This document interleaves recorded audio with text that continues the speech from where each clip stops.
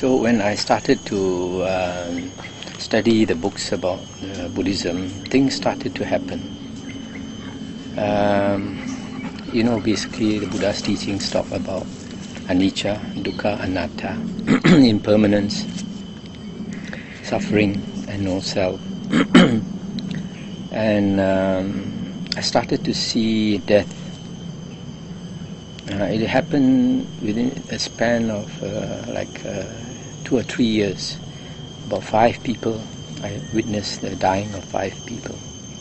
One was a worker in my office, a Malay worker. He had cancer, so he went for radiation therapy. And I saw him become thinner and thinner and thinner. And after that he passed away. And the second person was also a Malay worker. He had bought a motorcycle from an office mate. And the first morning he used it. He went about 7 o'clock. He went to the mosque to pray. When he came back from the mosque, on the road, he was hit by a lorry from behind and dragged along the road. And so he died. So when I came to office at 8 o'clock, I heard from the office mates that he had died. So I brought the office mates and we went down to the town general hospital, which was about 10 miles away, to see. And they brought along the grandmother because they needed somebody to identify the corpse. And we know that Malays, when they see their dead, they're not supposed to cry. But when the grandmother saw this grandson all scraped, she just burst out and she cried, "Choo-choo, choo-choo," which is grandson, grandson. And she cried and cried. So we were all very touched. That was the second incident. Then the third one was also a Malay worker. We were servicing the plants at the sewage treatment plant. And they were working and I was walking around looking at them. And then one of these workers, he was about 50 years old, a very strong guy. He went to one corner and squatted down, and was clutching his heart like this. So I saw that he wasn't well, so I left him alone. Half an hour later I looked at him, he was still in that corner, clutching, squatting. And about 40 or 45 minutes I went to see him and I asked him what's wrong. And he said, "Sakit, tuan, sakit," which means pain, clutching his heart.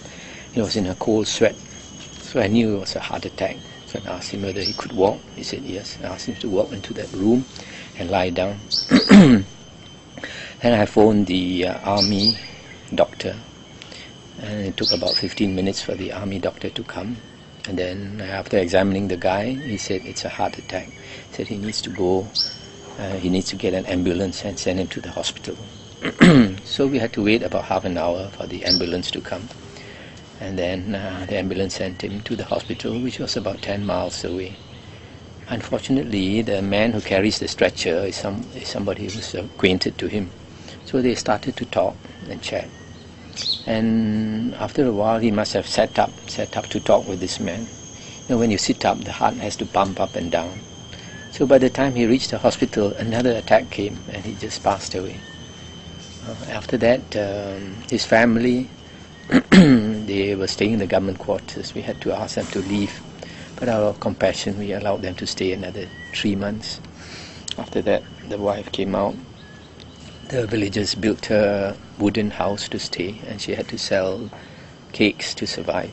That was another lesson in life for me. So that was the third person to die. The fourth one was in this military camp. They have this runway which is used by civilian airplanes and also military airplanes. So one day I asked the men to change the bulbs on the runway lights, those which were blown. And I was walking and seeing them change the lights. And there was a big day coming up. So the jets were training for that big day. So they were coming down, slowly coming down towards like this the runway. They'll come along the runway, but when they come near the VIP stand, they flip over like this, and then they go vertically up. It's like a salute. what it was meant to be. So I saw the planes come down one by one. They flip and go up. Suddenly one came down. When it flipped, the wings hit the ground. It went too low, hit the ground and somersaulted in flames. I had a shock because I saw the plane somersaulting in front of me. I thought, can this be real? It's like a TV show. And suddenly one of the men shouted, "It's going to burst, it's going to explode." So we all lay down on the ground.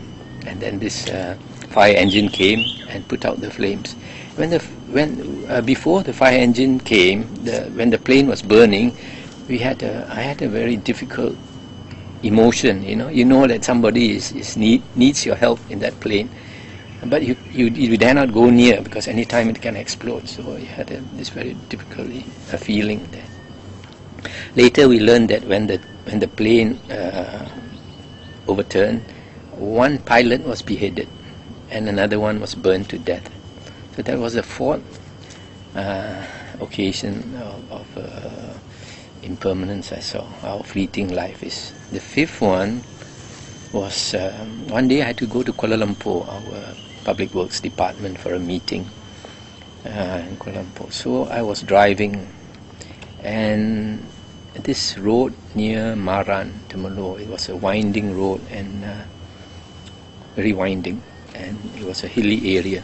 So there was a lorry in front of me, a 10-wheeler lorry. I wanted to overtake the lorry, but it was difficult because the road was winding. So I kept looking, waiting for a chance to overtake. Suddenly I saw a motorcycle come from the opposite direction, and there was a boulder in the middle of the road. And this motorcyclist hit the boulder and went in front of that lorry, and the lorry just hit him head on. And I saw him fall down. I stopped the car, I jumped out. I went to him. I thought I wanted to help him. But when I came to him, the concussion was so great, the helmet fell off, and the top of his skull just opened up like a can. And I saw him twitching there like a dying rat. I could see the white brain turn red, and the blood was oozing out, and this guy was dying, twitching. I couldn't do anything. I just stood there and did some chanting for him. And so this lorry guy stopped his lorry, and then he came back, and when he saw this he had a shock. He tried to explain to me that it wasn't his fault. I just ignored him. I nodded my head and mentally continued to chant, and then he drove off. After he drove off, I realized I didn't even take down his number, the lorry number. So after that, this person died. At that time, 1970 something, the road was very lonely. They didn't find petroleum yet on the East Coast, so not many people went along that road. And by the time this person died, no other car came. So I had to drive to the nearest town, which was about 5 miles away, and make a police report. And probably this happened quite often. The police were not excited. So they asked me to go on my way, and they said they'll pick up the body.